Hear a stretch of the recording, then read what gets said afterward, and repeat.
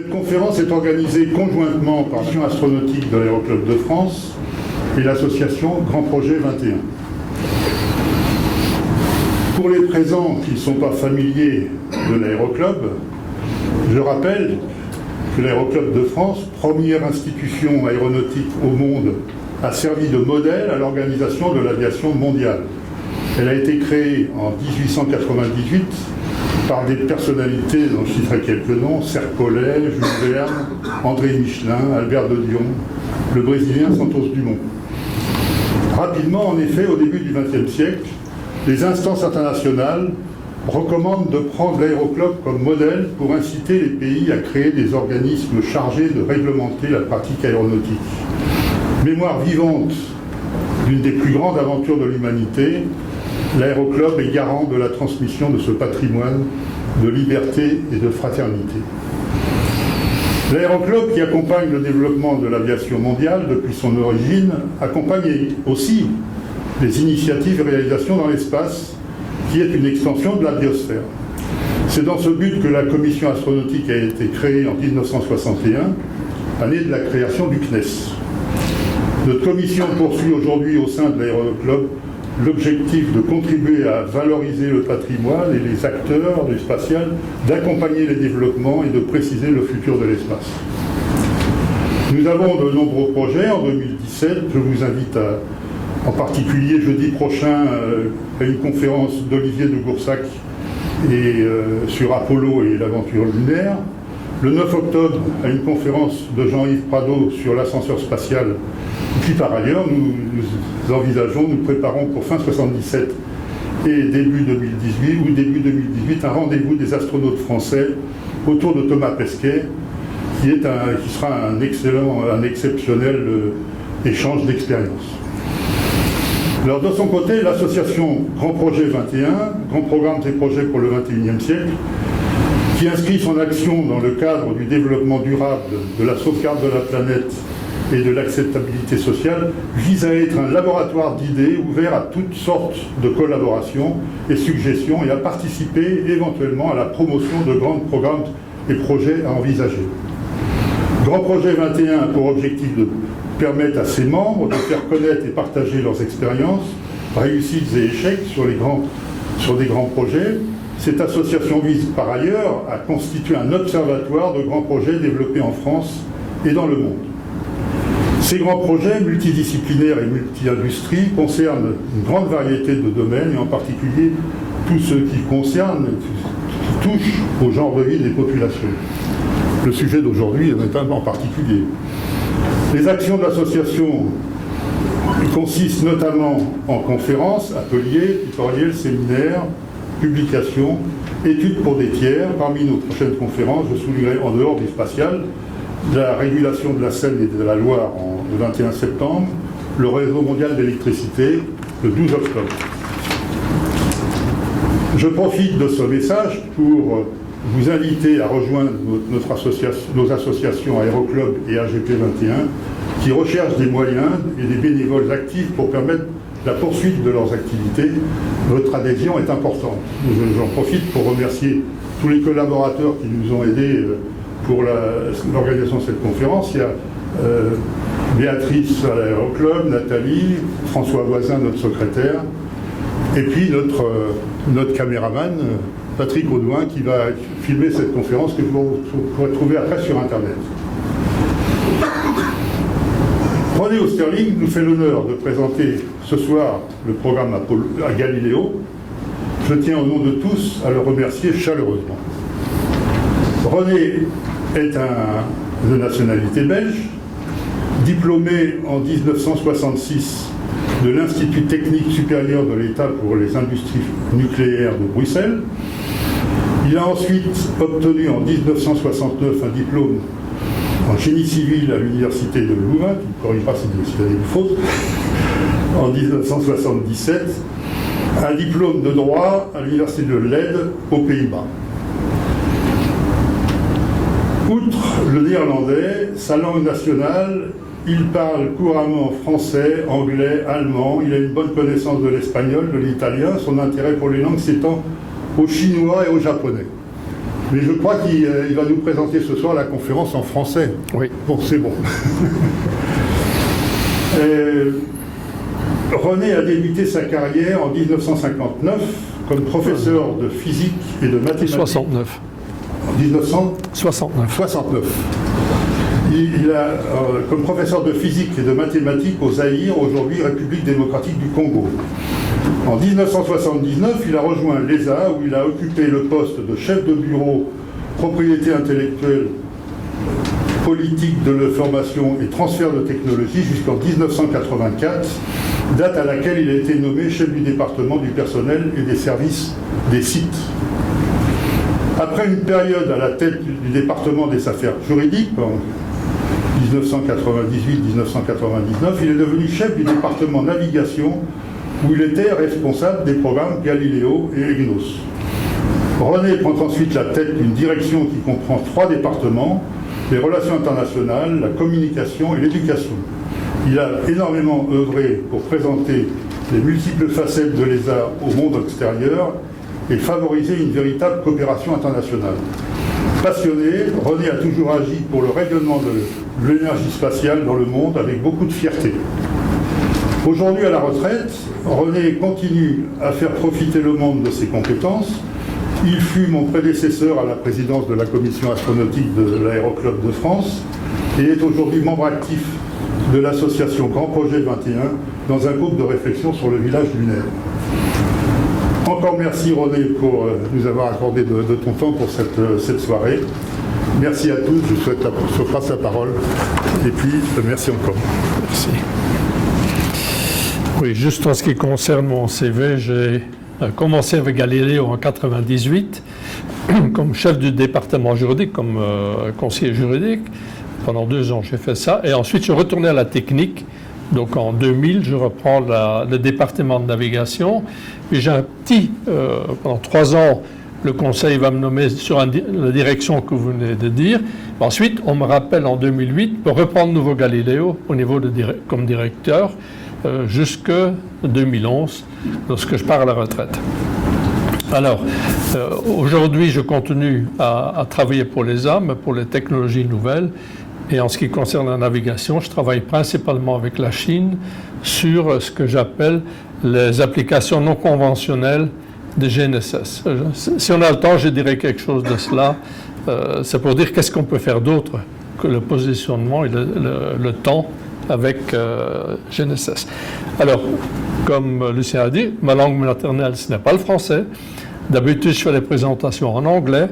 La plupart des slides seront d'ailleurs en anglais, mais je donnerai les commentaires en français. Mais il se peut que de temps en temps, je vais chercher des mots. Ensuite, je ferai de mon mieux. Voilà. Alors, d'abord, quelques principes. Donc, le but des systèmes de navigation par satellite, c'est de fournir un service de positionnement et de temps très précis aux utilisateurs. Ça, c'est vraiment le but principal. Ensuite, comment ça marche? C'est basé sur la trilatération, ce qui n'est pas la triangulation, mais la trilatération utilise la distance pour calculer un positionnement. Alors, ici sur ce dessin, vous avez un émetteur qui émet un signal au point S1 et un utilisateur va recevoir ce signal. Il va recevoir ce signal après un certain temps, delta t.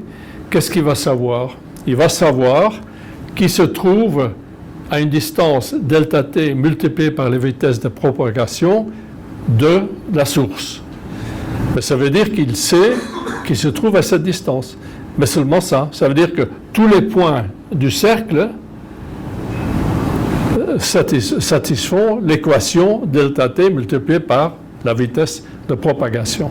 Donc il sait qu'il est quelque part là, mais c'est tout. C'est naturellement pas suffisant. Si on a 2 signaux qui reçoivent simultanément, ça veut dire à peu près simultanément, hein, parce que comme on parle dans Galileo des temps de 10 exposants moins 15 secondes, c'est pas ce temps-là. Disons à quelques millièmes de seconde, pour moi c'est simultanément dans ces cas-là. S'il reçoit 2 signaux en même temps, une de S1 et une de S2, il sait qu'il se trouve et sur cette circonférence-là et sur celle-là. Et les 2 points communs sont ces 2 points-là. Donc là, il sait déjà quelque chose de plus. Lorsqu'il a 3 émetteurs et il reçoit les 3 signaux, là, il sait qu'il doit être sur cette circonférence-là, sur cela et sur cela. Ça veut dire qu'il est là. Mais tout ça, c'est vrai pour un système à 2 dimensions. Naturellement, ce qu'on veut avec le système par satellite, c'est avoir 3 dimensions.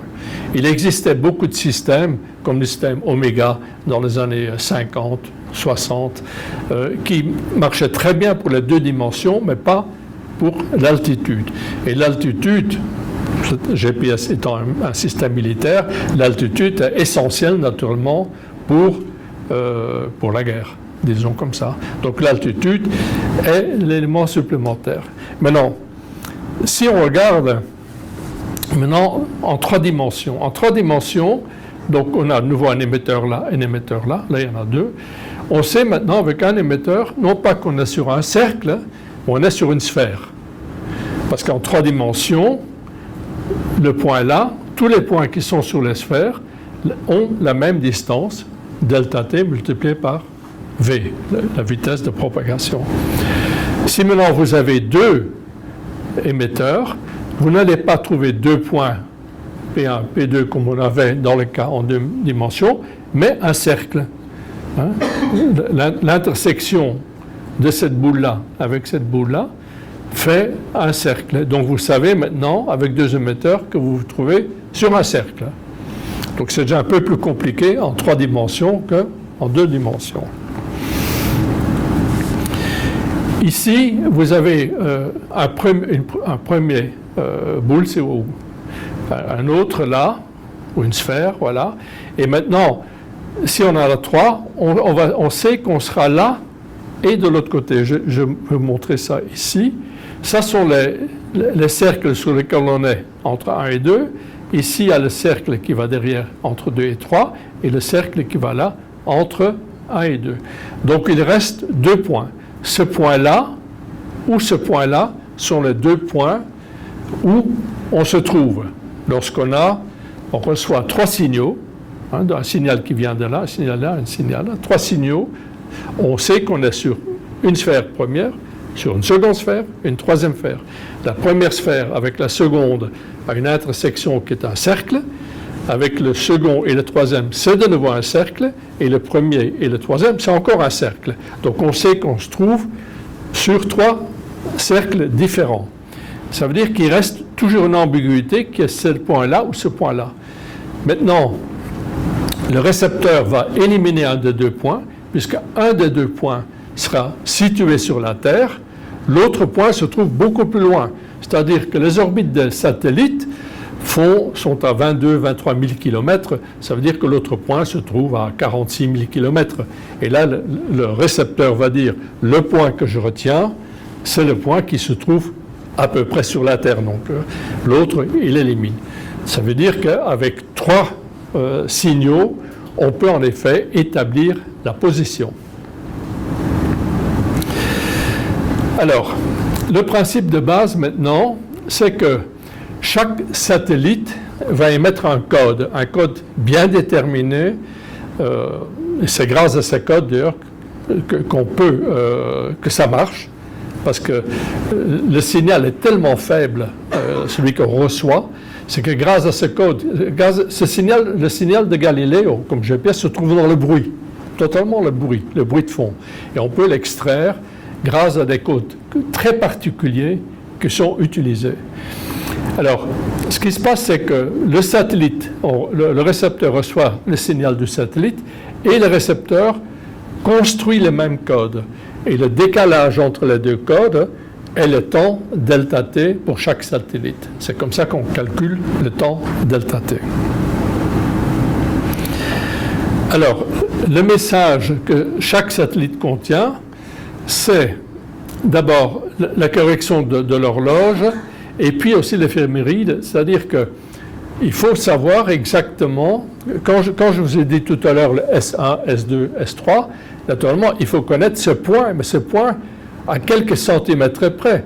si vous connaissez ce point à 10 cm près, vous avez déjà une erreur de 10 cm pour votre positionnement. Donc c'est une première erreur qui peut se produire.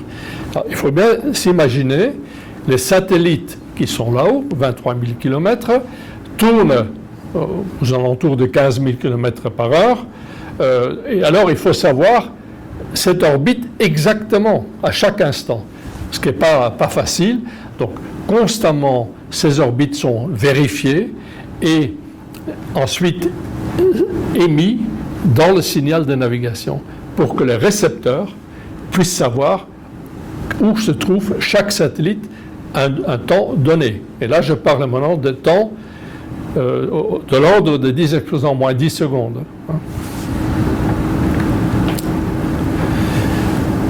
Alors, il faut 4 paramètres.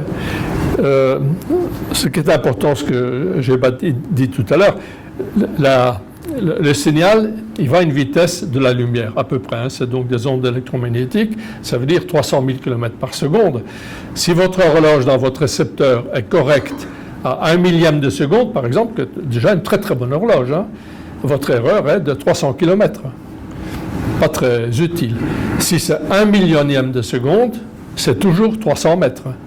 Donc il faut une horloge précise au minimum au nanoseconde, donc 10 exposants moins 9 secondes. Ça, vous ne pouvez pas l'avoir. Si vous avez une horloge qui marche au nanoseconde, vous avez une petite valise avec vous, ce qui n'est pas possible naturellement. Qu'est-ce qu'on fait? On va utiliser un 4e satellite comme référence de temps.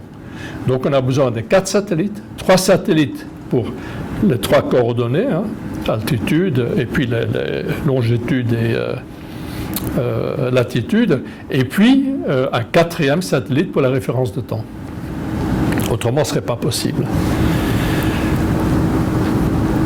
Alors, il y a malheureusement des erreurs, c'est-à-dire que le signal qui part du satellite va traverser l'atmosphère, il va être ralenti, déformé par l'atmosphère, ce qui naturellement pose des problèmes, va induire des erreurs.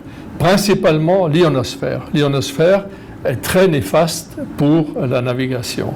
Alors, dans nos latitudes, l'ionosphère, ça marche. Si vous allez plus près de l'équateur, les erreurs sont substantielles.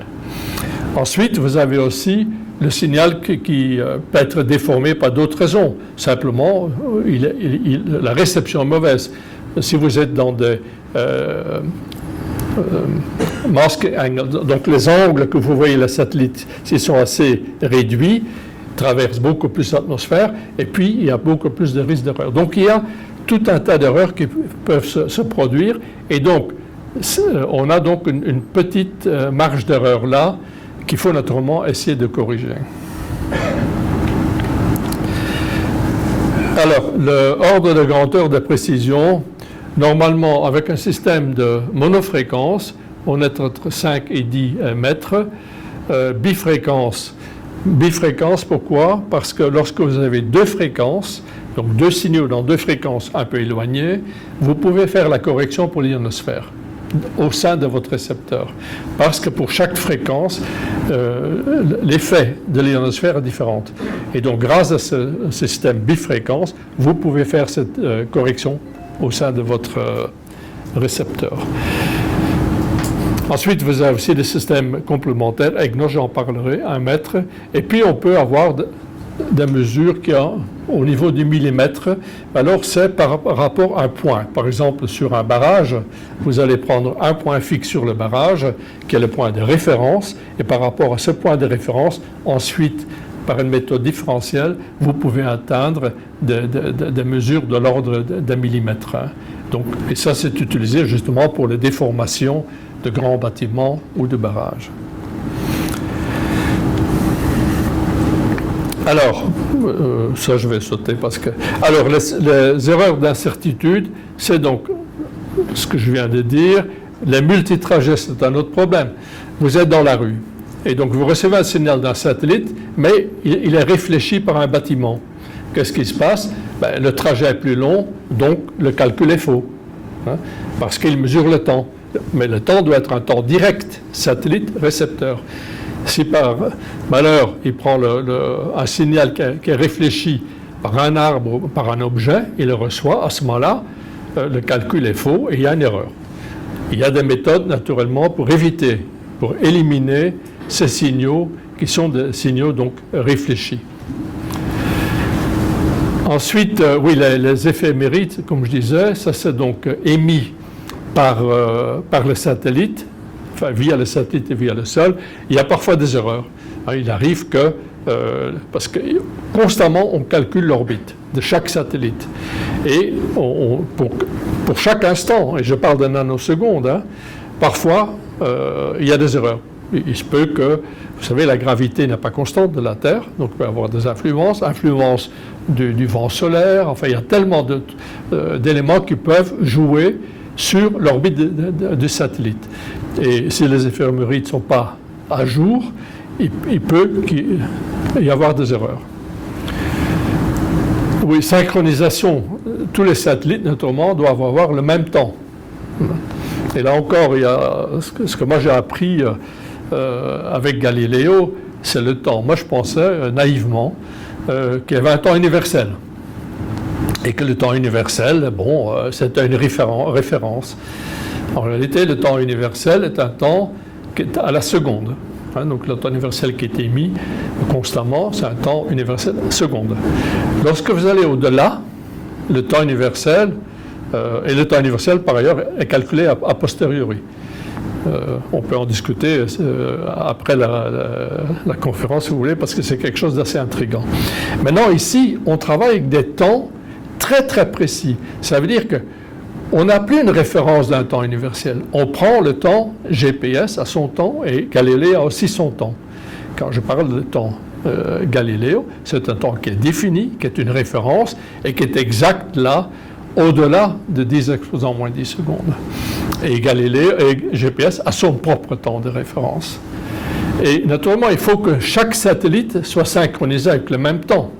Parce qu'autrement, le récepteur va recevoir des signaux de temps, parce que le satellite émet un signal pour que vous calculez le delta T entre le satellite et vous. Donc il faut savoir que le temps T du satellite soit connu précisément.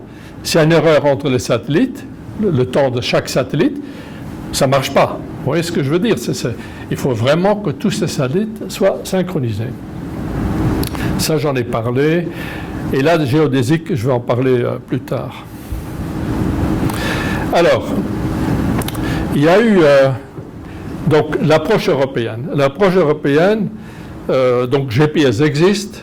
On parle des années 90, où ça commençait vraiment à marcher. Le problème avec GPS, qu'à ce moment-là, le signal était disturbed, était brouillé. Ouais, ils étaient ce qu'on appelait dans ce temps-là selective availability. C'est-à-dire, il faut voir la chose suivante. GPS est système militaire. Il y a deux signaux sur GPS. Je parle de GPS à l'origine. Et il y avait un premier signal qui est un signal qui s'appelle Cause and Acquisition. Et puis un second signal qui est le signal, le Y-code, qui est codé. Le problème avec le code militaire, c'est que le code dure une semaine à peu près. Ça veut dire que vous êtes sur le champ de bataille, vous voulez vous connecter sur votre système GPS. Si vous voulez le faire comme ça, vous attendez une semaine, vous êtes peut-être déjà mort, avant d'acquérir le signal. Donc pour ça, ils ont introduit un autre signal qui s'appelle Cause and Acquisition, qui est un signal très simple, pas crypté. Et donc, on acquiert d'abord ce signal-là. Dès qu'on l'a, on peut basculer automatiquement sur le signal codé. Maintenant, ce signal Cause and Acquisition n'était pas fait pour être utilisé. Il était fait là pour la militaire, simplement pour basculer facilement sur le système militaire. Et puis des étudiants d'MIT ont découvert que ce signal Cause and Acquisition, c'est rien d'autre qu'un signal de navigation. Et donc, ils ont commencé à utiliser ce signal pour le positionnement. Les militaires étaient mécontents. Qu'est-ce qu'ils ont fait? Ils ont brouillé ce signal. Ils ont fait que l'exactitude, la précision soit de l'ordre de 100 mètres, avec un brouillage qui s'appelle Selective Availability. Et nous, européens, et pas seulement nous, aussi l'aviation civile américaine, on voulait utiliser ces signals Cause and Acquisition pour, entre autres, les atterrissages automatiques pour les avions. Il fallait donc enlever cette Selective Availability d'abord du signal GPS pour pouvoir l'utiliser. Et ça, c'est la première étape donc, qui s'appelle EGNOS. EGNOS, au fond, c'est une amélioration du signal GPS, du système GPS. Et GLONASS. À ce moment-là, on faisait GLONASS aussi. Et ensuite, le step 2, ce serait Galileo. Alors, EGNOS, donc on a commencé, EGNOS principalement l'ESA, l'Union européenne payait simplement la location de transpondeurs, c'est tout, et Eurocontrol nous aidait pour les standards de navigation pour les avions. Et en 1995, on a commencé avec ce programme. Ceci donne une image d'EGNOS. Alors, qu'est-ce qui se passe? On a autour de l'Europe, et même quelques stations en Inde, il y en a qui est aussi en Égypte, en Algérie, qui captent les signaux de GPS. Et on va corriger le signal GPS, l'améliorer, enlever l'erreur déjà de l'ionosphère. Ensuite, on avait aussi l'intention d'enlever le Selective Availability, donc enlever ce brouillage. Ensuite, lorsque tous ces calculs sont faits, on envoie les signaux à un satellite géostationnaire qui émet vers les utilisateurs un signal comme si c'était un signal GPS. Et donc, les utilisateurs reçoivent le signal GPS et en même temps un signal EGNOS qui donne d'abord une correction pour l'ionosphère, qui aussi dit à l'utilisateur, attention, satellite X de GPS ne fonctionne pas bien, il l'enlève automatiquement. Et ça nous a permis de passer, EGNOS est opérationnel, vous l'utilisez sans le savoir. Hein. Aujourd'hui, maintenant, tous les récepteurs GPS utilisent le système EGNOS aussi. Et vous passez disons, de 20 mètres de précision, vous passez à 2-3 mètres de précision, grâce au système EGNOS en Europe. Donc ça, c'était la première étape européenne pour la navigation par satellite. L'inconvénient, ça a été fait principalement pour l'aviation civile. Les satellites sont géostationnaires, ça veut dire qu'en ville, vous ne voyez pas, donc en ville, on ne peut pas utiliser EGNOS parce que vous n'avez pas accès, enfin, ville, je veux dire, avec comme la Défense ici, avec des grands buildings, là, le satellite géostationnaire est masqué, on ne le voit pas. Hein. C'est comme quand vous avez pointé votre antenne pour la télévision directe, c'est géostationnaire, vous devez pas avoir un bâtiment qui est dans le chemin. Hein. Mais ça marche très très bien, en particulier pour l'agriculture, c'est excellent. Donc aujourd'hui, c'est le système qui est utilisé. Ensuite, Galileo. Alors Galileo, on a commencé en 1994 à l'ESA d'abord, principalement, on a été voir ce que les Américains faisaient naturellement, et on a commencé à penser quelle pourrait être la mission d'un système européen, quelle serait la technologie qu'il faudrait, etc. Ensuite, en 1998, il y a donc la Commission est invitée par le Conseil de l'Union européenne de faire des recommandations fin 1998. Et à ce moment-là, il y avait 3 options. Wishful thinking. Hein. Première option, on va avoir un shared control avec GPS. Ben, ça, parfois, on se demande comment on peut inventer des choses pareilles.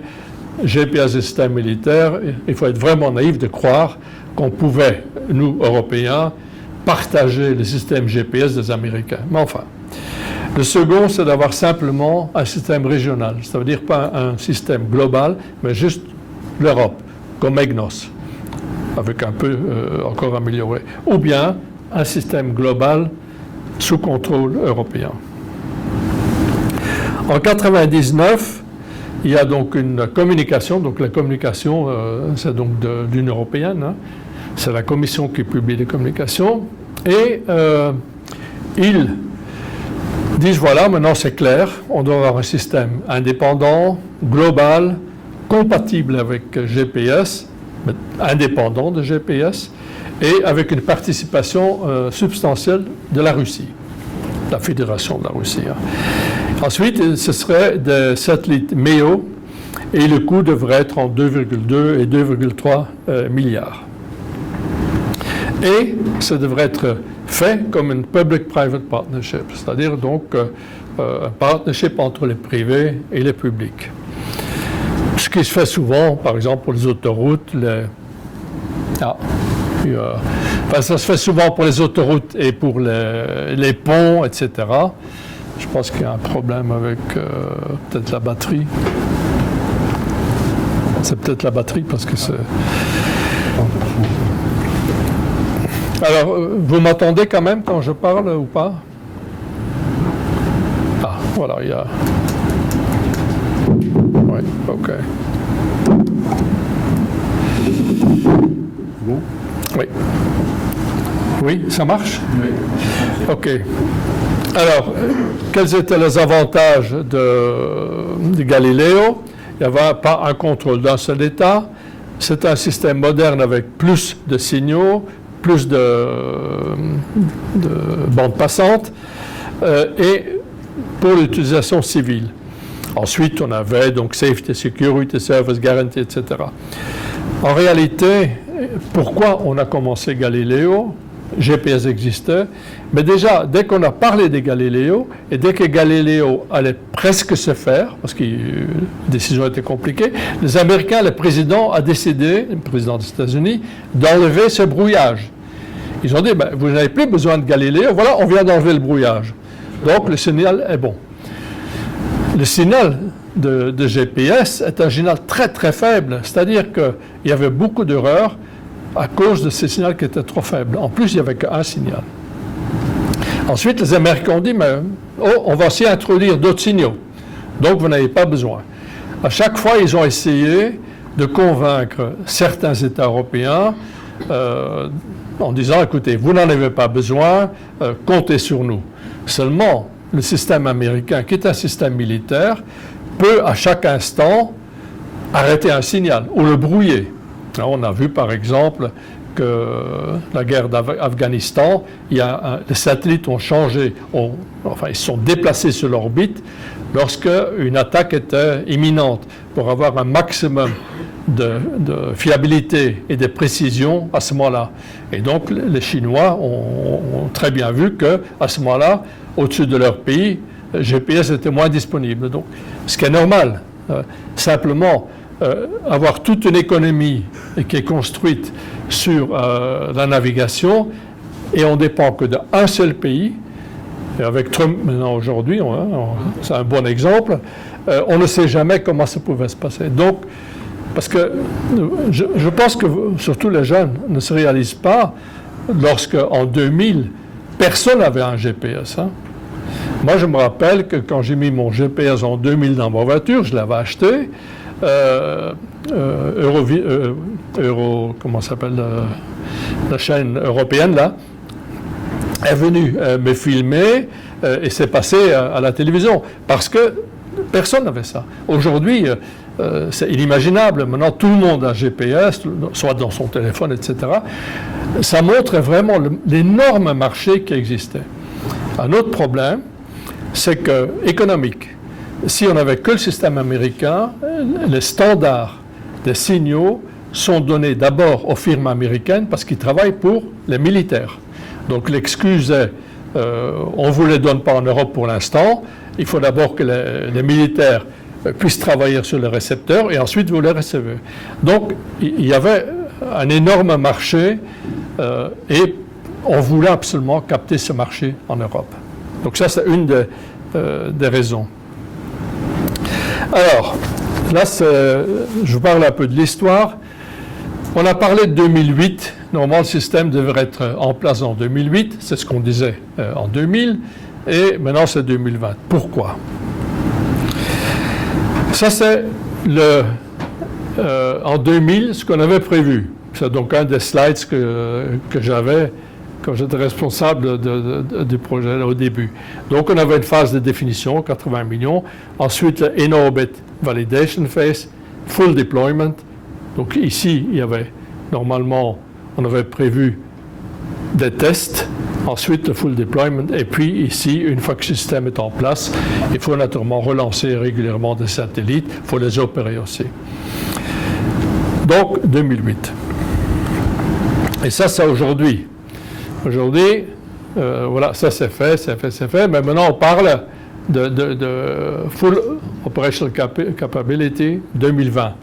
Donc, pourquoi il y a ce 12 ans d'écart? Alors, qu'est-ce qui n'a pas marché? D'abord, en 1996, au niveau européen, et là je parle de l'Union européenne, ils avaient dit, bon, le système peut aussi être utilisé pour des applications militaires ou dites gouvernementales, donc on ne peut pas tout donner aux mains d'un concessionnaire, par exemple, privé. Il faut que ce soit public-privé.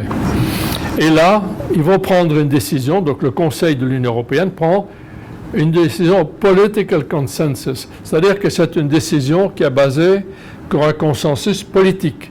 Ce n'est pas une décision qui est basée sur une étude soit économique, une étude de faisabilité, une étude technique. Non, c'est les politiciens et le Conseil, c'est au niveau des chefs d'État. Et notamment, ils décident des choses sans vraiment savoir ce qu'ils décident. Enfin, ça, c'est ce que je peux dire aujourd'hui. Je n'ai jamais pu le dire avant. Mais... Donc, ils prennent une décision politique pour faire un PPP. Il faut dire que vers les années 2000, donc Public-Private Partnership était à la mode, surtout en Angleterre. Enfin, aussi en France aussi, vous avez construit des stades et tout un tas de choses avec ce modèle-là. Mais en Angleterre, les Britanniques, les militaires britanniques ont fait un PPP pour les télécommunications militaires, ce qu'ils appellent Skynet 5. Et donc, ça a pas mal marché, mais il y avait une différence. Pourquoi ça marche comme PPP? C'est-à-dire, les militaires n'ont pas besoin de la capacité totale des satellites de télécommunications et ils laissaient le secteur privé, qui était donc membre du Public-Private Partnership, de vendre le surplus des capacités de télécommunication et donc il y avait un revenu. Autrement, il y avait une clause qui disait le jour où on a besoin de la capacité totale, la priorité, on prend tout. Mais donc, il y avait quelque chose à vendre. Alors, private or public goods. Donc, la différence entre... Lorsque vous voulez avoir un PPP, il faut que le bien soit private. Si c'est un public good, vous ne pouvez pas avoir de PPP. Et le fait que GPS donne le signal gratuit à tout le monde, ça veut dire que nous, Galilée, notre signal ouvert sera aussi gratuit. Ça veut dire, quel peut être alors le revenu pour le secteur privé, puisque le signal le plus utilisé est gratuit. Autrement, à ce moment-là, donc dans les années 2000, des études ont été faites, on a inventé tout un tas de choses, de services commerciaux, etc., etc. Le service commercial serait de dire, on va vous offrir, si vous payez, encore quelque chose de mieux que le signal ouvert. Seulement, si vous avez, comme aujourd'hui, déjà 3 constellations, vous avez GPS, vous avez GLONASS et Galileo, en combinant ces 3-là, vous avez déjà un service très très bon. Et il faut vraiment vraiment avoir besoin non pas d'un service continu, mais d'avoir une certitude que le service soit correct. Et c'est des applications très très rares. Donc le revenu est très très bas. Et c'est pour ça que les PPP n'ont pas marché.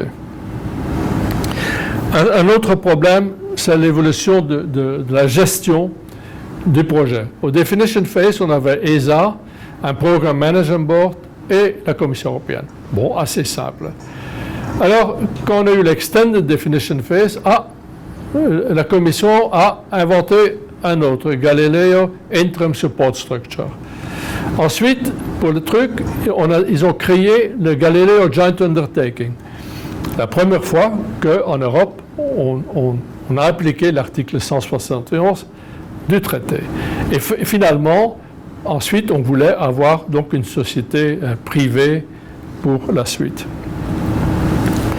Ceci vous montre un peu la complexité lorsque vous avez déjà une action qui était gérée pour la phase de définition par la Commission et une autre qui est faite par l'ESA. Bon, je ne vais pas aller dans les détails, mais lorsque vous avez deux entités et pas un chef d'orchestre au-dessus qui travaille, alors ça va dans tous les sens et ça montre la complexité du management à ce moment-là. Ensuite, voilà l'invention de la Commission. Il y avait l'article 171 et on a eu la malchance, je dois dire, c'est que le directeur général Lamoureux, qui était responsable pour Galileo à la Commission, c'est lui qui avait écrit l'article 171. Et il dit, tiens, c'est une bonne idée, on va l'appliquer. Et donc, on a créé ce fameux Joint Undertaking. L'idée, c'était d'avoir une entité privée dans laquelle il y avait d'abord les founder members, la communauté et l'agence européenne, l'ESA. Et ensuite, on pensait attirer, parce que là, il y a marqué members, mais l'European Investment Bank n'a jamais été membre. L'idée, c'est que beaucoup d'autres sociétés deviendront membres et comme ça, on aura un PPP. Seulement, mettre de l'argent dans un système, les entités privées, ils veulent un return on investment. Lorsqu'ils mettent de l'argent, ben, ils veulent plus de retour qu'ils mettent. Mais il n'y avait rien de plus. Donc, au fond, ce qu'on va avoir, on va avoir là comme autres membres, deux membres, la Chine et Israël. Ce qui va autrement compliquer les choses, parce que ces deux membres-là de Joint Undertaking, en théorie, ils ont accès à tout. Mais il y avait toute la partie gouvernementale, donc ça posait déjà des problèmes. Donc, vous voyez, toute la friction qu'il y a tout de suite eu. Et donc, ça n'a pas duré longtemps. En 2005, la Commission dit, ben, tant pis, on les quitte ça. On va inventer autre chose. Et ce sera le Galileo Supervisory Authority. Entre-temps, on a perdu du temps, de l'argent aussi. Et ça vous montre juste un peu la complexité aussi pour le joint.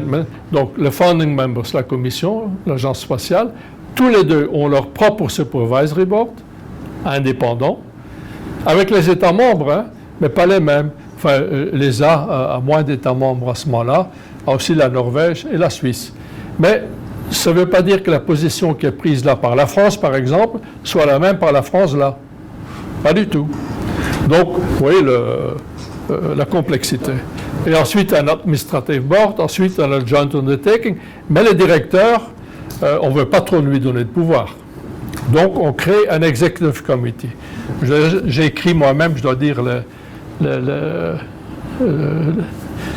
terme de référence, et en effet, j'ai absolument voulu limiter le directeur ses pouvoirs parce qu'ils avaient inventé que chacun, donc l'ESA et la Commission, donnaient 50 millions à ses directeurs. Et moi, je me suis dit, moi, j'ai besoin de cet argent pour mon projet. Qu'est-ce qu'il va faire avec ces 100 millions? Donc, on a limité son autorité à 100 000 euros. Donc, comme ça, on pouvait un peu contrôler où partait l'argent. Bon, enfin, ça démontre la stupidité du truc. Hein. Et ça, c'est alors le grand rêve de la Commission, enfin de l'Union européenne, d'avoir ces Galileo pour une coopération avec le plus de shareholders, etc., avec des ventes. Bon, je ne vais pas aller plus dans le détail.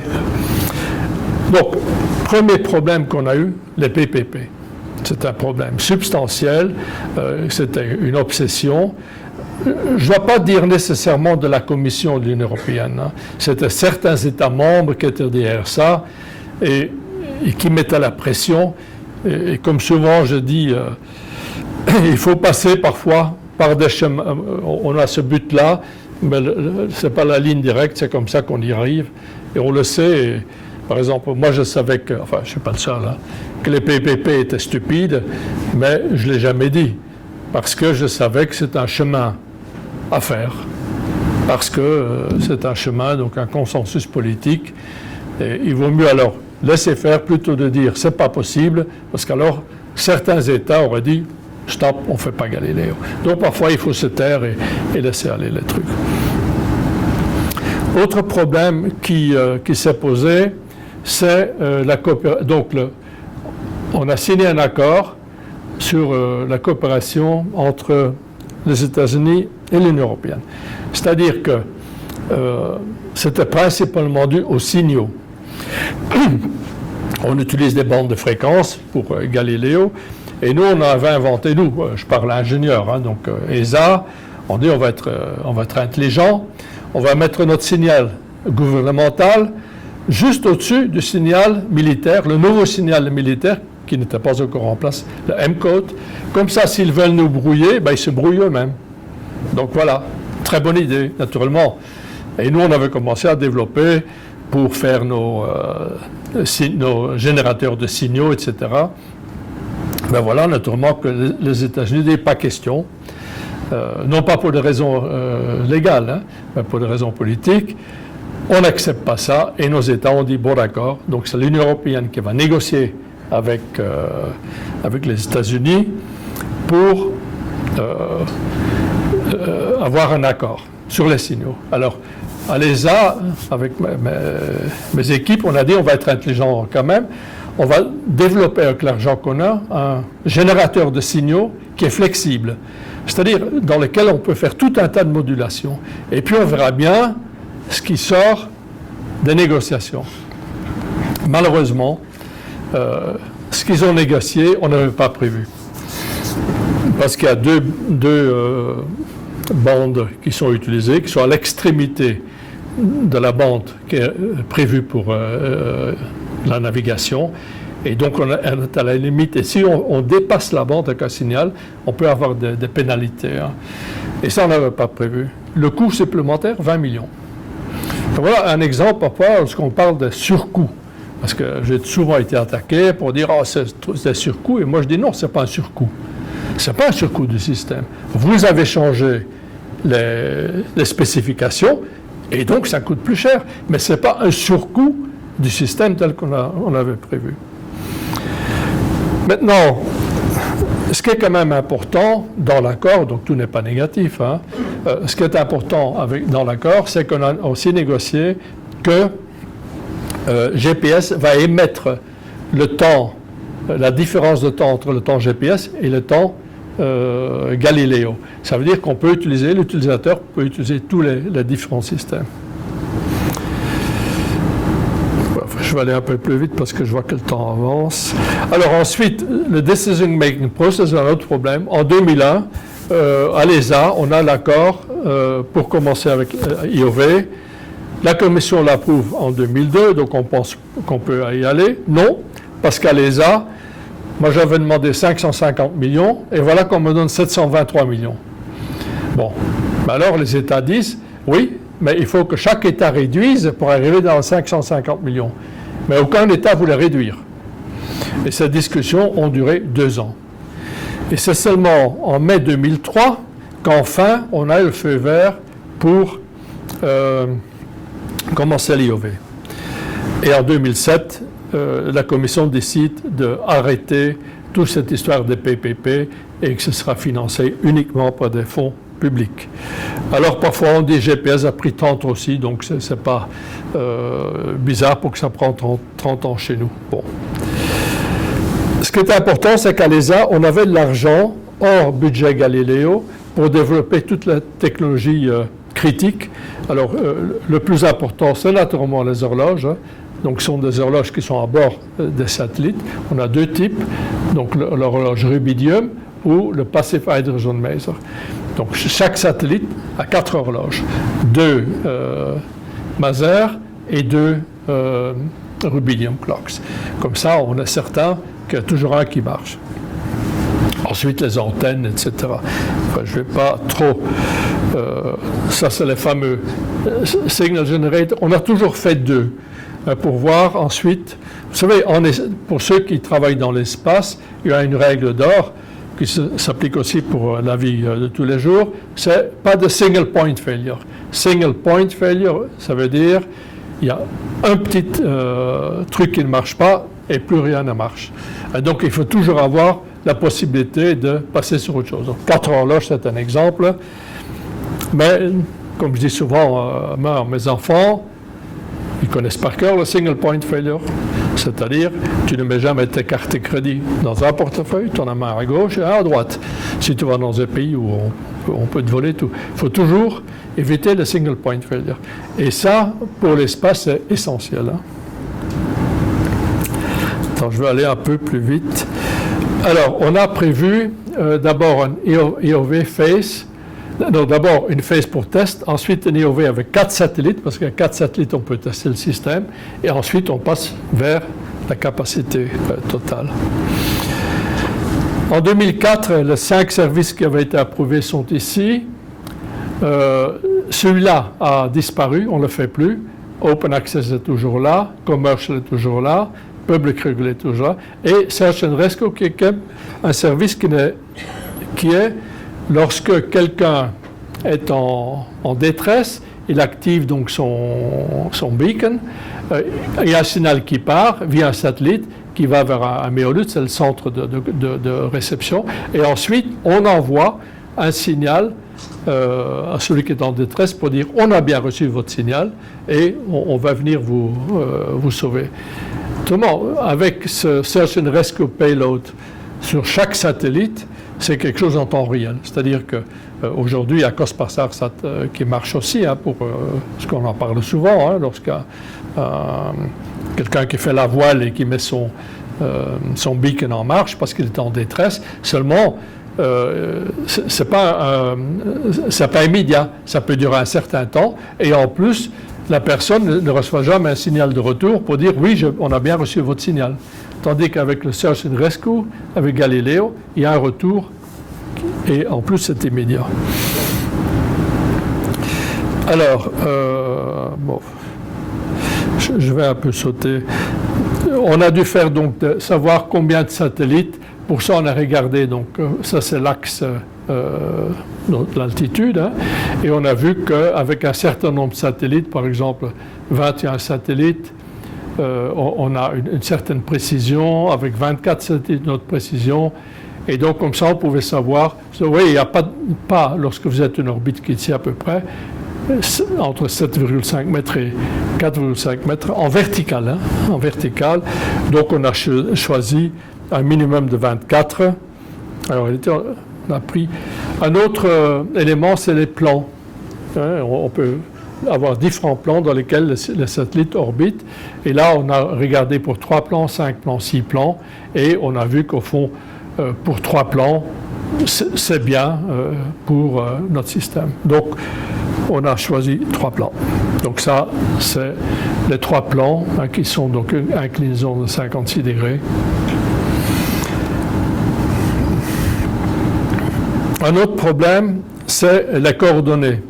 Les coordonnées, il faut savoir que les coordonnées qu'on utilise normalement, en particulier pour l'altitude, ne marchent pas, parce que la référence en France est Marseille, si je me souviens bien. Aux Pays-Bas, c'est le niveau de la mer à Amsterdam.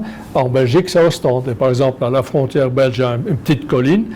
Si jamais vous devez atterrir automatiquement en utilisant soit le système hollandais ou le système belge, dans un cas, vous rentrez dans la colline, et dans l'autre, vous êtes trop haut. Donc, ça ne marche pas. Donc, il faut quelque chose, et ça, c'est très complexe, il faut des coordonnées mondiales. On a fait une étude sur les aéroports en Angleterre, les tout petits aéroports, hein, et on a constaté, enfin, l'étude a été faite par une université en Angleterre, certains aéroports se trouvent à 100 mètres d'écart par rapport aux coordonnées qu'ils avaient. Parce que ce n'était pas important, comme ils pouvaient seulement atterrir lorsqu'il y avait visibilité, donc il n'y avait pas d'accident.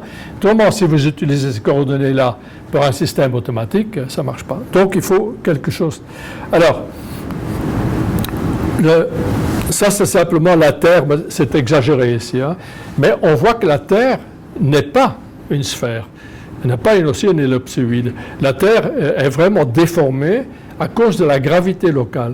Et donc, une géoïde, on ne pouvait pas l'utiliser. Donc, on va utiliser des modèles basés sur des ellipsoïdes. Et je vais juste... donc là, c'est les références d'ellipsoïdes. Moi, je vais vous montrer ici. Donc ici, ça se voit très bien. Vous avez l'océan. Au fond, on peut s'imaginer, si vous naviguez sur l'océan, naïvement, on peut penser que c'est plat, que c'est rond, si vous voulez. En réalité, il y a des différences substantielles qui sont dues à la gravité locale. La gravité locale, s'il y avait une concentration, par exemple, de fer, nickel en dessous, eh bien, il y a un creux, parce que la gravité n'est pas la même qu'ailleurs. Et donc, l'ellipsoïde, c'est donc un théorique qu'on va prendre, c'est le vert. Si on prend le local plumb, par exemple, vous allez construire quelque chose, cette ligne-là, c'est la ligne qui va vers le centre de gravité de la Terre. Seulement, votre plomb ne va pas aller il va là. Pourquoi? Parce qu'il y a une gravité substantielle à cause de cette montagne. Oui, donc, je ne sais pas si vous réalisez, donc tout ça, il faut le calculer, voir un modèle qui ensuite est incorporé dans le système. Là, c'est un autre problème. Ici, il montre, ça c'est juste une bande de fréquence qui étudie L1, et vous voyez tous ces signaux différents. Donc, Compass, ça s'appelle maintenant Beidou, c'est le chinois, russe, américain et nous. Et tous ces signaux sont dans cette même bande de fréquence. Vous voyez la complexité pour définir les signaux pour qu'il n'y ait pas d'interférence. Alors, le système Galileo, donc 30 satellites, il y a donc des sensor stations, c'est donc qui sont globales autour de la Terre pour faire des corrections, entre autres, de l'ionosphère. Et ensuite, on a donc les signaux qui vont vers les satellites pour les corrections.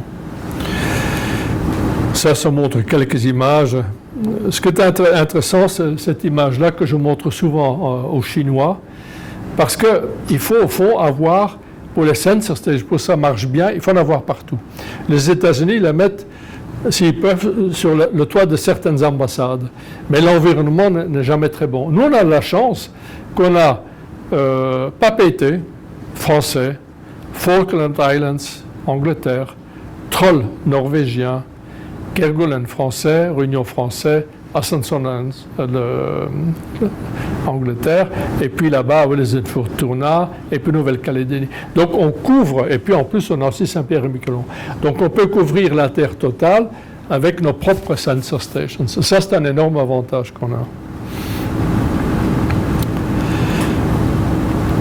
Alors, pour avoir, lorsque vous commencez un projet, il faut déposer les fréquences à l'ITU, International Telecommunication Union, qui est un organe des Nations Unies qui se trouve à Genève. Et là, vous avez une priorité pendant un certain nombre d'années pour mettre en place votre système. Le problème, c'est que comme on a perdu tellement de temps, on avait déposé ces fréquences en 2000, il fallait absolument qu'un satellite soit en orbite avant juin 2006. Et donc, on a dû acheter 2 satellites ou construire 2 satellites différents pour les lancer. Donc, c'est Jove A et Jove B. Ensuite, les 4 satellites IOV. Et ensuite, les 22 satellites FOC. Pour les lancer, on a Soyuz ou Ariane 5. Ariane 5 n'était pas adapté au début. Maintenant, Ariane 5, on peut lancer 4 satellites. Je vous montre juste un peu Baïkonour. Ça c'est moi là, pour vous montrer. Ça, c'est la fusée Soyuz qui part pour un vol habité. Oui, la sécurité. Ça, c'est où j'étais, et voilà la fusée qui va partir avec un vol. Vous voyez la protection si elle tombe sur nous. Rien. Ça, c'est une autre image. Voilà la fusée qui passe et voilà tout le bordel qui se trouve là autour. Mais ça marche. Ça marche. Parfois, les Russes, tout ça nous fait rire, mais ça marche. Alors, Dans Soyuz, on met 2 satellites par lancement. Et ça c'est simplement l'image où maintenant on a à Kourou, hein, on a construit un launchpad spécialement pour Soyuz, mais le contrôle est fait par les Russes. Hein. Donc c'est vraiment... on donne l'impression que... Enfin non, je ne vais pas dire ce que je pense, parce que ce n'est pas politiquement correct. Bon. Soyuz injecte les satellites directement dans l'orbite.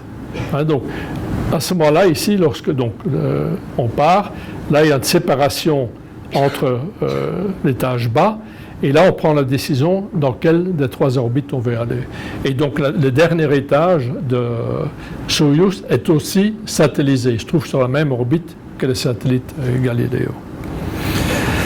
Ariane 5, on peut mettre 4 satellites, donc c'est mieux. Alors, où est-ce qu'on en est aujourd'hui?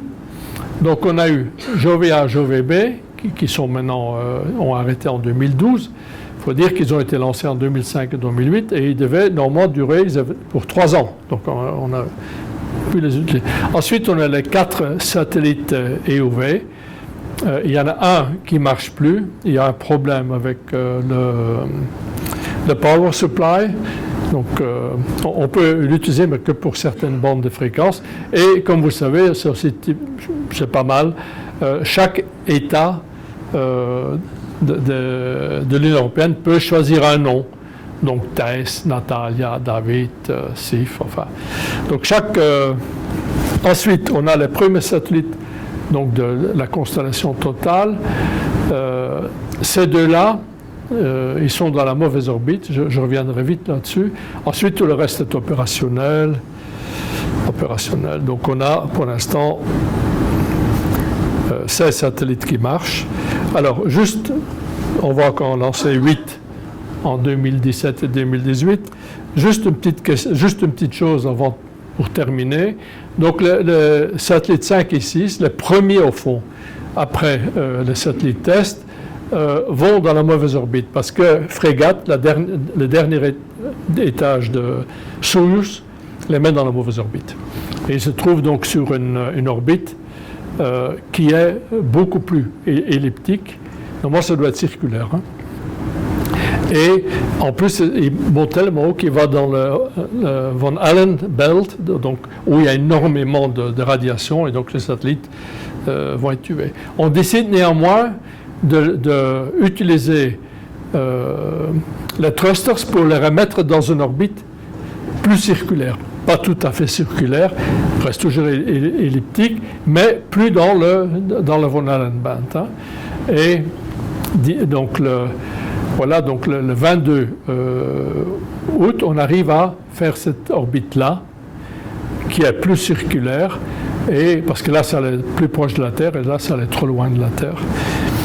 Et maintenant, il y a quelque chose d'important, c'est les effets de relativité. Alors, quand vous vous déplacez, enfin d'abord, vous savez, lorsqu'une horloge tourne à une vitesse par rapport à un observateur sur la Terre, il y a une différence de temps, hein, due à la relativité, premier élément de relativité. Comme on travaille dans des temps 10 exposant moins 12 secondes, moins 13 secondes, c'est un effet. Il y a donc un effet d'erreur, mais cet effet d'erreur-là, on le sait d'avance. Donc on peut modifier un peu l'heure des horloges pour corriger automatiquement.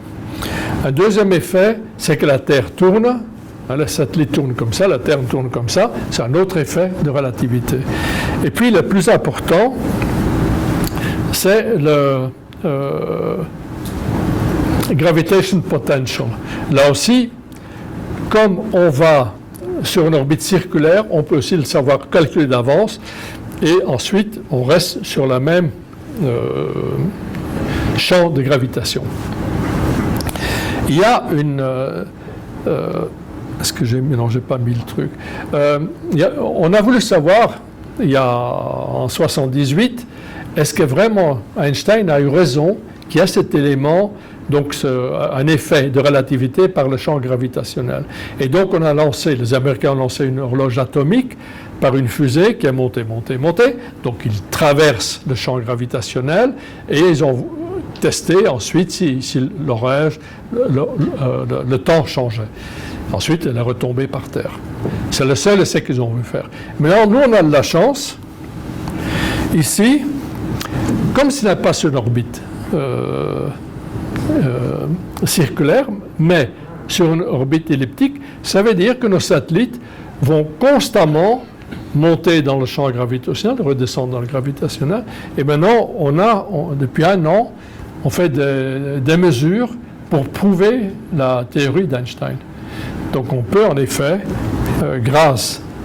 Donc on dit souvent, parce que la presse britannique avait été, surtout américaine, très critique, ils avaient dit, le satellite 5 et 6 qui avait été lancé, qui d'abord avait été applaudi comme un succès, au fond c'est un raté. Et nous on a publié après un an, ce que les Américains disent que nos 5 et 6 c'est un raté, maintenant c'est un succès, parce qu'on fait des choses qui n'étaient pas prévues. En plus, on peut aussi les utiliser pour le système global. Alors juste, j'ai encore 5 minutes là. Oui. Quand je parlais de unconventional applications, alors qu'est-ce que je veux dire par là? Le signal qui part du satellite va traverser l'atmosphère. Il y a une erreur qui est due à l'atmosphère. Et on corrige cette erreur. Maintenant, si on regarde de plus près, dans cette erreur, qu'est-ce qu'on voit? On voit qu'on peut calculer l'humidité, on peut calculer tout un tas de données de l'atmosphère. Et donc, ce qu'on fait maintenant déjà, on utilise l'erreur qu'on détecte, qu'on va corriger, on l'utilise pour autre chose, pour la météorologie. Donc, EUMETSAT aujourd'hui utilise déjà des signaux GNSS, donc, pour voir l'effet de l'atmosphère, savoir caractériser l'atmosphère. Deuxième élément, votre orbite change, et il change par l'effet du soleil, par exemple, par les radiations qui viennent de l'espace. Là encore, on corrige cette erreur, mais cette erreur, de nouveau, a un élément intéressant. L'erreur contient quelque chose d'important. Quoi? Tout ce qui se passe sur le soleil, etc., qu'on peut utiliser pour d'autres applications. Dernière application importante, je vous ai dit, on ne veut pas des radiations réfléchies. Mais si un signal réfléchi là, au fond, il va avoir, par le spectre, une déformation qui est caractérisée par l'endroit où il a été réfléchi. Et là, c'est très important pour la mer. On peut donc maintenant, ça s'appelle GNSS-R, donc GNSS, Global Navigation System by Satellites, R, réflectométrie. Donc on détecte maintenant les signaux qui réfléchissent sur la mer comme une observation de la Terre. Encore assez limité, mais qui marche. Donc voilà 3 éléments qui sont en train de se développer et qui n'ont rien à voir en réalité avec la navigation. C'est simplement, on utilise ces signaux pour autre chose. Et l'avantage, vous avez aujourd'hui 100 satellites de navigation. Les constellations GPS, Galileo, GLONASS et BeiDou chinois. Donc les scientifiques ont à leur disposition, 24 heures sur 24, tous ces signaux qui viennent et sur lesquels on peut ensuite détecter et faire beaucoup de choses. Voilà, je m'arrête ici. S'il y a des questions.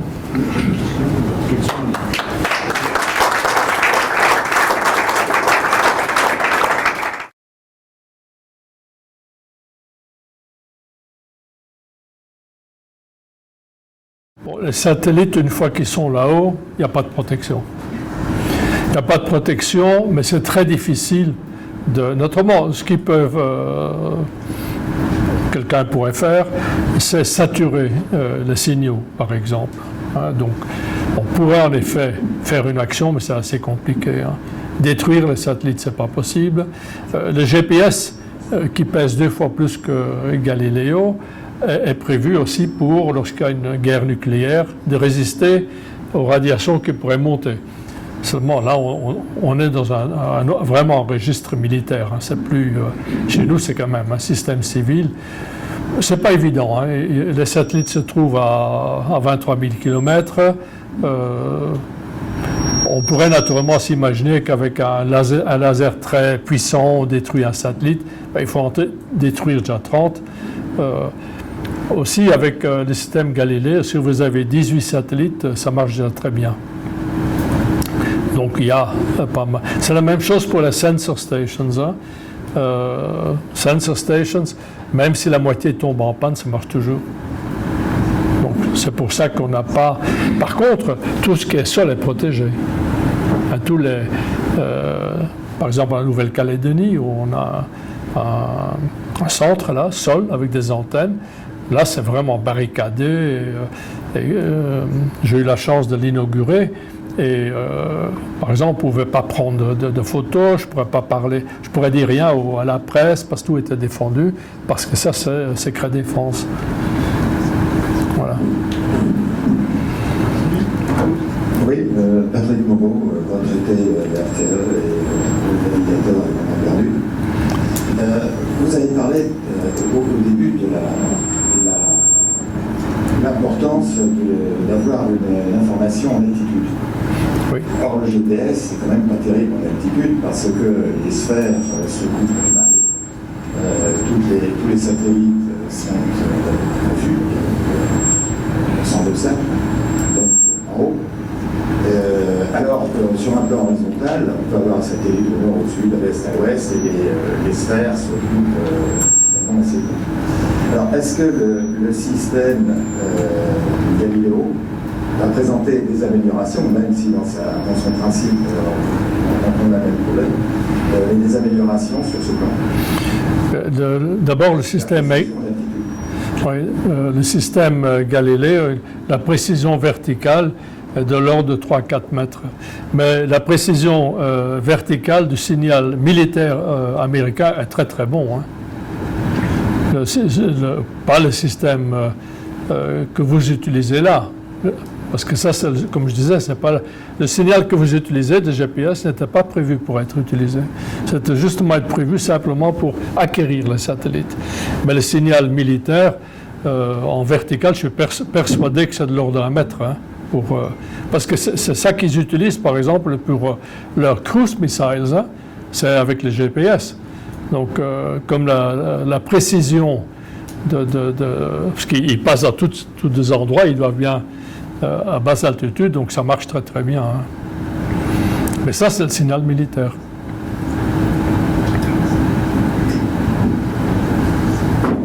Bon, moi je posais une double question. Je suis ancien pilote et astronome amateur, donc je me sers de ça, de savoir où je suis, comment je vais pointer, etc. Alors, en ce qui concerne la précision, pour les avions actuellement, est-ce que, pour une piste elle fait 70 mètres de large, il n'est pas question qu'on mette une roue dans le gazon quand on se pose? Comment est garantie la précision? Est-ce qu'il y a des contrôles d'erreur entre les différents signaux qui sont envoyés pour éviter effectivement qu'on mette une roue dans le gazon? Et la deuxième en même temps, c'est que voilà, j'ai ça, j'ai dû payer 50 €, 70 €, chaque avion en a un. Et est-ce qu'il y a 1 euro pour payer ça? Comment ça fonctionne oui. Au plan commercial? Parce que oui. Voilà, j'ai un signal qui est gratuit pour moi actuellement. Voilà. D'abord, sur la deuxième question, on avait pensé pour Galileo de crypter le signal ouvert, mais de donner une licence pour 1 euro par chipset au producteur. Seulement, l'aviation civile, l'ICAO, nous a dit, vous ne pouvez pas crypter, un signal crypté ne sera pas accepté pour l'aviation civile. Ça veut dire que tout ça partait. Donc pour ça, on a dit, on ne va pas crypter, on ne va pas, puisque un des buts, c'était aussi l'aviation civile. Pour la seconde question, donc EGNOS est utilisé pour ça, et c'est Eurocontrol qui s'en occupe. Donc il y a des aéroports, des petits aéroports même, qui utilisent maintenant le système EGNOS, spécialement pour l'atterrissage. Alors, j'ai ça dans une autre présentation pour dire quel type l'APVA. Enfin, moi, je ne suis pas un spécialiste des avions, mais on a donc, avec l'aviation civile, défini des critères pour utiliser. Et au fond, EGNOS est surtout utile pour les petits aéroports, entre autres pour l'Afrique, où l'infrastructure. Roissy, on n'a pas besoin d'EGNOS. Tout le système local est là. Mais pour les petits aéroports, mais il faut que les coordonnées de l'aéroport soient intégrées dans le système. Comme je disais tout à l'heure, on a constaté que les coordonnées de certains aéroports, petits aéroports, étaient, si on voit ça au niveau avec la fameuse ellipsoïde, qu'elle était fausse. Ça ne posait pas de problème localement, mais si vous voulez faire un atterrissage automatique, il faut que les coordonnées correspondent à l'ellipsoïde utilisée dans le système GPS ou Galileo. Et là, il y a de plus en plus d'aéroports qui utilisent EGNOS maintenant. Oui, exactement. Oui, et même dans certains cas automatiques. Donc il y a avec certains. Enfin, si vous me donnez vos coordonnées, je peux vous envoyer quelque chose de plus détaillé là-dessus. Bonsoir, Yoann Jézéquel, officier de programme SATCOM pour la Marine nationale. Je voulais savoir en fait s'il y avait un processus particulier de résistance au brouillage dans Galileo. Oui, il y a. Oui, donc pour Galileo, c'est un des problèmes qu'on étudie pour l'instant. Donc il y a soit le brouillage, soit le spoofing. Le spoofing, c'est brouillage, c'est assez simple. Vous mettez un petit émetteur ici, et c'est très simple. Le brouillage, comme le signal qui part du satellite, c'est 70 watts. Quand ça vient sur Terre, c'est 10 exposant moins 14 watts. Donc, imaginez, donc vous avez une ampoule de 70 watts qui se trouve à 23 000 km, qui éclaire partout, c'est le signal que vous recevez sur Terre. Donc il suffit d'un petit émetteur de 1 watt à peu près. Si je mets un petit émetteur brouilleur ici d'1 watt, vous avez sur la plus grande partie de Paris, vous n'avez plus de signal. On a eu dans la littérature des exemples à San Francisco, le système ne marche pas, et en réalité ils ont vu que c'était un set de télévision qui était défectué et qui émettait un signal de brouillage. Donc, brouillage, il y a un problème. Autrement, si vous avez différentes bandes de fréquences, comme pour le PRS, le signal gouvernemental, vous pouvez éviter ça, corriger. Spoofing, ça c'est donc, on fait semblant, vous recevez un signal qui ressemble au signal Galileo, mais qui est faux. Ça existe. Et là, pour l'instant, donc, avec la commission, on étudie ce qu'on appelle authentication. C'est-à-dire qu'on veut avoir un système, ce ne sera pas le système ouvert nécessairement, dans lequel on va authentifier que c'est vraiment un signal Galileo.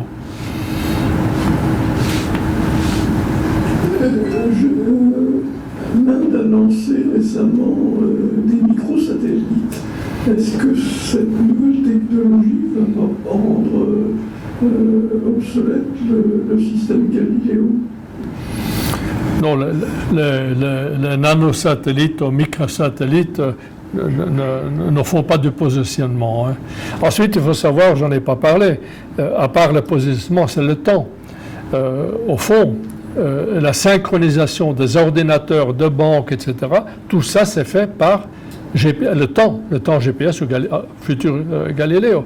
On a eu des exemples où quelqu'un voulait brouiller simplement son récepteur GPS parce qu'il ne voulait pas que son chef sache où il était, et il a brouillé la banque, la bourse, Wall Street, et tout s'arrêtait parce que tous les achats doivent être coordonnés aux 10 exposants moins 6 secondes. Vous ne pouvez pas vendre avant d'avoir acheté, etc. Donc, toutes ces choses-là marchent avec le signal GPS. Donc, le temps est quelque chose de très, très important. Et on vend, donc, Galileo vend. Il y a un institut qui vend le temps. D'où l'expression, le temps, c'est de l'argent. Voilà, exactement. Oui, je vous adresserai Je voulais savoir comment vous arrivez à apprécier justement la montée des océans. On dit toujours qu'il y a le gonflement avec le changement climatique, que vous arrivez à telle précision. Cette précision, il y a différentes. Là, c'est principalement fait avec des satellites d'observation de l'océan qui mesurent vraiment, il y a en tout cas un instrument français qui est très bon pour ça, qui sont donc localement sur l'océan, et avec ça, on mesure le niveau. GPS, on peut le faire, enfin avec navigation, on fait la même chose, on met des bouées un peu partout. C'est un des projets pour lorsqu'il y a un flat, donc une grosse vague qui arrive, un tsunami, de le prévoir, et pour ça on met des flotteurs partout qui sont coordonnés par GPS ou Galileo, enfin. Michel Horton, au plan grand public, les applications grand public, aujourd'hui on a tous ou presque tous dans nos autos des systèmes GPS qui fonctionnent avec le système GPS, voilà. Et est-ce qu'on va trouver une différence? Comment ça va se passer si les Européens décident finalement de quitter le système GPS pour basculer sur Galileo? Y aura-t-il quelque chose de neuf, de nouveau, de différent? D'abord, aujourd'hui, vous n'utilisez pas seulement GPS. Vous utilisez GPS plus EGNOS. Je ne sais pas si vous parlez aux chauffeurs de taxi, ils vont vous dire que le système s'est amélioré grâce à EGNOS. Parce qu'on est passé, disons, entre 20 et 10 mètres statistiquement d'erreur vers 1 ou 2 mètres d'erreur. Maintenant, avec Galileo, un des problèmes, c'est en ville. Il faut toujours voir 4 satellites. Et en ville, c'est très difficile de voir 4 satellites. Et très souvent, dans votre voiture, votre GPS a intégré dans le système avec d'autres éléments. Par exemple, vous rentrez dans un tunnel avec votre GPS et continuez à travailler. Parce que, si vous avez une bonne voiture, un bon système, parce qu'il y a dans votre système des roues d'inertie, etc., qui vont savoir ce que vous faites. Tout ça, c'est intégré. Maintenant, si vous allez en ville et vous avez 2 constellations, GPS, Galileo, les deux ensemble, naturellement, vous avez beaucoup plus de chances d'avoir 4 satellites, puisqu'ils sont compatibles. On peut les opérer tous les 2. Donc ça, c'est déjà un énorme avantage. Un autre avantage, c'est que Galileo émet pas seulement un seul signal, comme fait GPS, mais plusieurs signaux, pour d'autres applications aussi. Donc là encore, s'il y a des brouillages, pour quelque raison que ce soit, eh bien, lorsque vous avez 2 bandes, vous pouvez corriger ces éléments, comme l'ionosphère, par exemple. Non, nous, on dit Galileo, pour moi, est meilleur que GPS, mais pas parce qu'on est plus intelligent, c'est parce qu'on a profité de GPS, on doit être honnête. Et là encore, vous savez, c'est comme quand on regarde l'histoire des fusées, par exemple, on a Peenemünde, donc les Américains ont utilisé les Allemands, les Russes ont utilisé, mais même en France, il y a un livre qui a été édité il y a une quinzaine d'années, tous ceux qui étaient au début, Diamant, etc., tous ces fusées-là, il y avait une équipe allemande qui venait aussi de Peenemünde.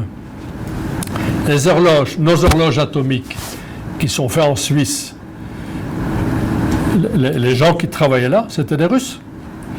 Quand le rideau de fer est tombé, on a recruté tous ces spécialistes russes des horloges atomiques, on les a mis chez nous, et ils ont travaillé sur nos horloges.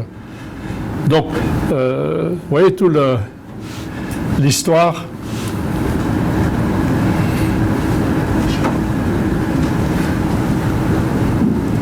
Oui, évidemment. Une question, est-ce que dans Galileo, on a prévu aussi des applications militaires comme les Américains font avec GPS? Bon, eux, ils sont partis du GPS qui était militaire et on l'utilise à titre civil. Est-ce qu'on a aussi la démarche inverse? Voilà. Nous, on a un signal qui s'appelle PRS, Public Regulated Service, qui c'est la police, c'est les pompiers, etc., et les militaires. Et d'ailleurs, lorsque vous lisez un audit qui vient d'être fait pour le Parlement européen sur Galileo, c'est une des critiques. Par exemple, je vois très bien l'ESA, quand j'étais responsable du projet, en une fois, il y a eu un security board qui s'est créé, et c'était des militaires qui ont imposé certaines choses. Et lorsque ça coûtait 120 millions en ce moment-là, cette partie-là. Et encore, on me disait que c'est des coûts supplémentaires. C'est simplement, c'était pas prévu dès le début. Hein. Donc, à certains moments, et je comprends. D'ailleurs, la question a été très souvent, on s'est posé souvent la question, est-ce que Galileo, est-ce que l'utilisateur principal, c'est le PRS, et accessoirement le public? Donc le coût doit être payé par le public parce que c'est ça, ou est-ce que c'est un système civil et accessoirement militaire? Et moi je pense qu'il faut plutôt voir ça, c'est d'abord un système public et ensuite privé. Mais je peux vous dire une chose, sans Galileo, on ne serait pas là sur le développement du marché de la navigation par satellite qu'on a aujourd'hui. Hein. C'est parce qu'on serait peut-être resté avec le brouillage américain, parce que les militaires n'avaient aucune intention d'enlever ce brouillage. Les Américains n'avaient aucune intention d'avoir plusieurs bandes de fréquences civiles. Donc c'est parce que nous, on est venu avec ça, que les Américains ont dit, il faut qu'on suive, hein, parce qu'autrement, donc c'est grâce à ça que ça existe. Très bien, merci. René, s'il y a d'autres questions. Écoutez, un grand merci à René. Merci. Et puis à vous tous pour cette intéressante discussion.